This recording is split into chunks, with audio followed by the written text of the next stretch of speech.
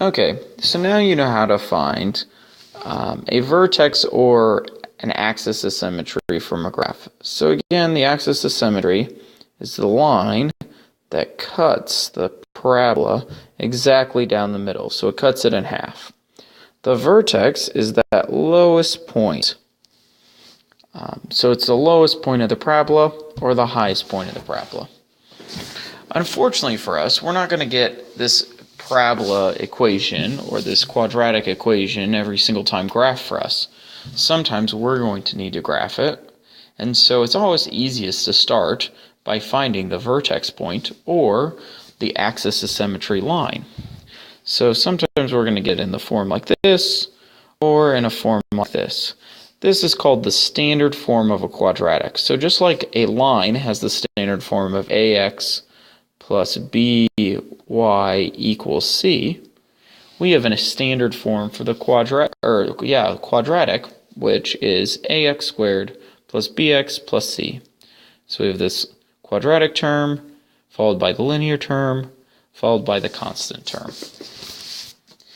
Now, the nice part for us is we can find the equation of the axis of symmetry just by taking negative divided by 2a. And we're going to see in the future why this works to find the standard form equation, or the axis of symmetry line. But for right now, we're just going to use this to find our axis of symmetry. So I know that the axis of symmetry will be negative b over 2a. So I'm going to take this over here. And the b term for me is that linear term. So I'm going to take negative 3, because it's the opposite of the b term. And I'm going to divide it by 2 times the a term. And the a term in this case is just 2. So I'm going to get negative 3 divided by 4. And that would be my axis of symmetry. So for this line, the axis of symmetry is x equals negative 3 over 4. Let's try this again with a different example. So in this example, again, we're going to take the same equation for the axis of symmetry. So I'm going to take negative b, which again is my linear term, so negative 12. And I'm going to divide it by 2 times my a term, which is negative 3. That'll give me negative 12 over negative 6, which will end up giving me 2. So my axis of symmetry in this case is just 2. Now that we're able to find our axis of symmetry, we're going to use this to help us find the vertex. Now the nice part about the vertex is it's always right where the axis of symmetry meets the parabola.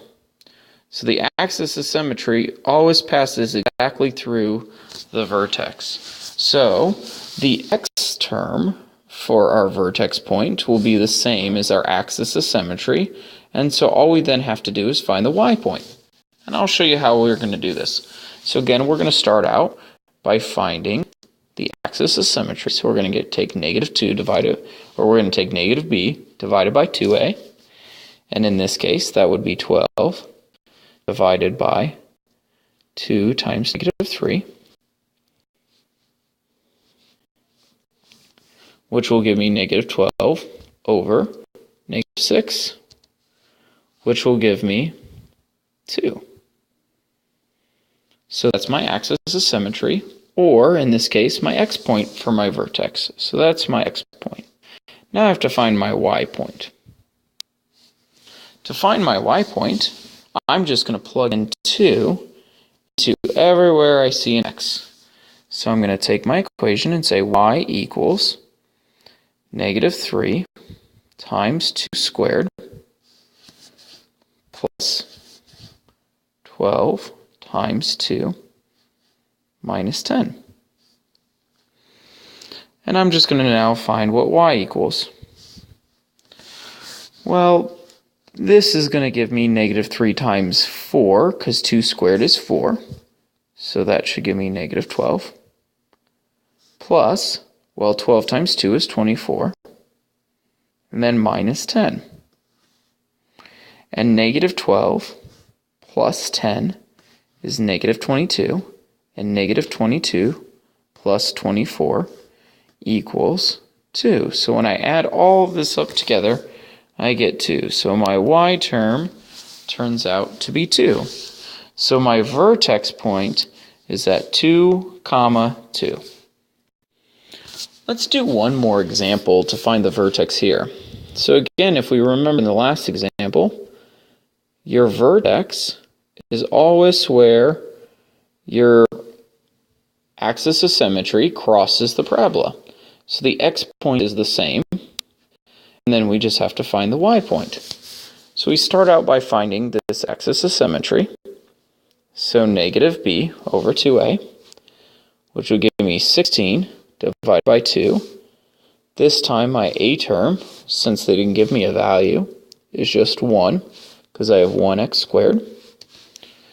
So I'm going to have negative 8 as my x point. And now I just have to find my y point. Again, we're going to take this negative 8 and plug it in for all the x values. So I'm going to have negative 8 squared plus 16 times negative 8 plus 64. So if we go through and do this, negative 8 squared is a positive 64. And again, it's going to become positive because when I plug this in, I need to put parentheses around it. So it is negative 8 times negative 8. Be careful when you put that in on your calculator, because a lot of times if you don't put these parentheses around that on your calculator, it won't square it properly and it'll say it's negative 64. So just be very, very careful that when you square this, you include those parentheses.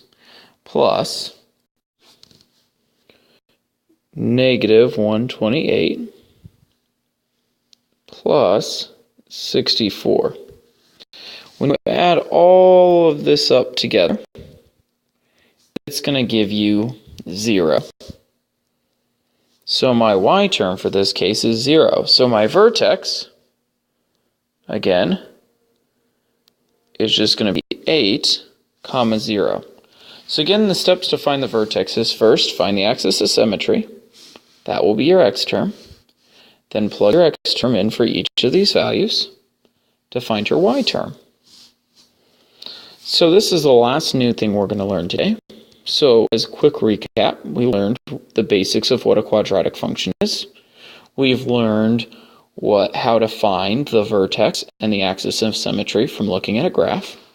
And we found how to find the vertex and axis of symmetry from a standard form quadratic equation. Okay, so try these last 10 problems on your canvas to see if we have this skill down.